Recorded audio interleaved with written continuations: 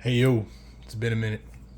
As you all know, the ban list came out the other day, and we lost our barrier statue, and that's okay because we have Kairyu, and I'm going to show you how I build the board with it.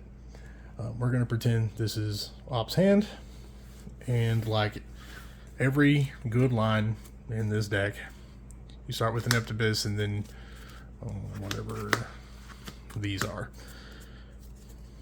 Cool stuff. Now, what we're going to do first is, of course, normal summon Neptibus. Neptibus will send squad. We will resolve by adding Dragoons. Squad is going to give us the Pike.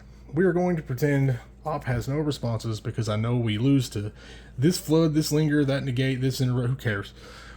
We're going to get the point across. That's all there is to it. Anyway, Pike effect, we're going to discard Dragoons. Pike will give us Abyss Rhine. And then Dragoons will give us Deep Sea Minstrel. Now you're going to see me go through my main deck and my extra deck, and none of it's final. It's just been me today messing around with it, trying to figure out some stuff. There's some oddball stuff in here. There's a vanilla, and I'll get to that. There's the Fishborg Harpooner, I'll get to that. And none of it's final, like even especially the side deck, because that it's just awful. But anyway, now that we've resolved everything, this is our hand now. You got whatever these four mysteries are, and then Minstrel and Rhine. Now what we're going to do with Rhine is tribute the Prince. Rhine will give us the Coelacanth, and then Prince will target the Dragoons. So we're going to summon the Coelacanth. Maybe one of y'all can mess around with zones, because yeah. So we have this here, and what we're going to do, this is where that vanilla comes in. We're going to Xyz summon here, and we're going to go Vipar 2. Now, do you have to run a shitty vanilla? Yeah. Is it an empty plus? Yeah. Do you get to detach Dragoons and search? Yes, and that's what matters here. So Vipar 2 is going to give us the Tongyo, and this is the most optimal target for it by 150 attack points. It doesn't really matter so long as whatever you bring out is a level 4 and a fish, and that you're able to bring it back with Anemone, but this, in my opinion, is the most optimal. Anyway, we resolve this to get the Tongyo, and then this is going to give us the Kairyu. Cool shit. Now, we're going to go Minstrel here. Minstrel will discard Kairyu, and we're going to rip one from Op's hand. Cool shit. Now what we're going to do is we're going to activate Coelacanth. Coelacanth will discard the Tongyo, and we're going to summon out this weird card and the two standards. Now this was a third Pike, but it's kind of like a fake Atlantean. You can show it in another water, and then you can discard one and summon the other. It's not bad. And also, this isn't too bad either, because if you find a way to put it back and then summon it again, you can just grab this back from the graveyard. It's cool shit. Anyway, so right here, we're going to need another 7. So we're going to synchro the Pike with Glut, and that is going to give us the Monoceros. Monoceros will give us back Glut. Glut effect, because Op still has 4 in hand, we're going to summon back Pike. Now right here is some cool shit, because this is a tuner. We're going to synchro for 8 rather, using 2 4s. And we are going to make Dragite. We get a Spell Trap Negate right there, and it's for free. That's cool shit. The next thing we're going to do here is we're going to Xyz into the Abyss Strike. And this is the cool play, because this is the thing that actually gives us the Kairyu. We're going to summon it, and then what this guy allows you to do is grab the Field Spell. The Field Spell is cool, and I'll tell you why. It counts as Umi, which you need for Kairyu to flood, and then when you activate it, you can pick a water monster in your deck. I'm going to put it up here so it's in frame.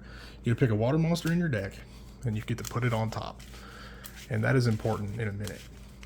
It also has a stat change, a level change ability, kind of like a MERMAIL Dismander on a spell.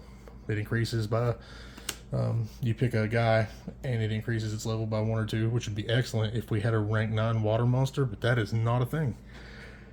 Anyway, the last thing it does is when you synchro summon a water monster, you can rip another card out of opponent's hand.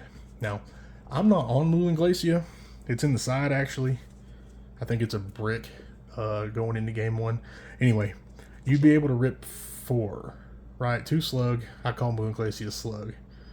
2 slug, the spell, and then minstrel. Yeah, you get to rip 4, and then clearly they get some of them back, but yeah.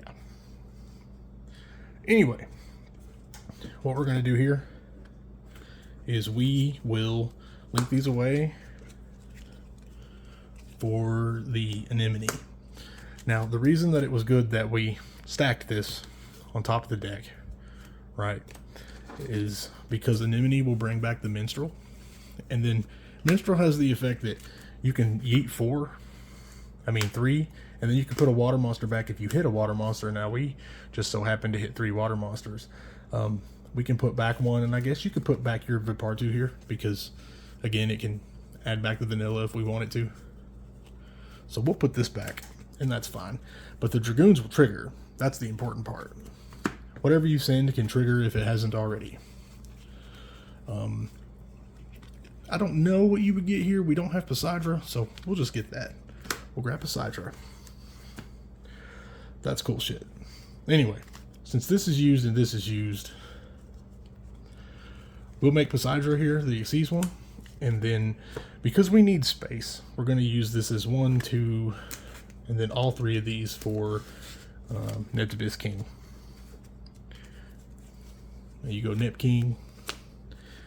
And then you can discard whatever, but because we're pretending like whatever, we're just going to discard this, and then King is going to give us back. I mean, rather, Poseidra is going to give us back a tuner, a non-tuner, and a non-tuner. Now, what you can do from here is you can make Trish to rip another one, and again, if you're on Moulin Glacia, that'd be ripping all 5, and they wouldn't really have anything, but they get back 2 and they draw a card, so you're not really doing a lot. What I like to do here is we synchro for 9 still, but it's going to be the Croc. Croc effect, you get to draw a couple more cards because you use 3. That's awesome. That, not quite, but like if one of these was a water monster, you still have extension. Now, depending on what you have more to go. This will rip a card too because we just made a water monster, a water synchro. So they get them back, but we have op on 3 cards. They can only control 1 non-water monster. You have a pop. This is functionally Abyss Lacia, where you discard and pop a thing, and then you have targeted protection, and if it's destroyed, you get recursion. And then you have spell trap negate, and then you have the Abyss Rhine in the graveyard for follow-up. Now, if we had a water monster here, we could grab something else and keep going, and I'm not sure where you go from here with a different list, with a different hand, but this is just off of Prince by itself. I don't think that's too bad. Now, like I said before, you can use my build as a guideline. You can take these play lines, and I know I didn't invent it. I just kind of stumbled upon it. Someone else probably did it too. Take it, build upon it, make it better. Do something with it. I want to see y'all succeed, and if I can help with that in any way, by all means, go for it. I appreciate you guys watching. I'll see you in the next one. Don't be late.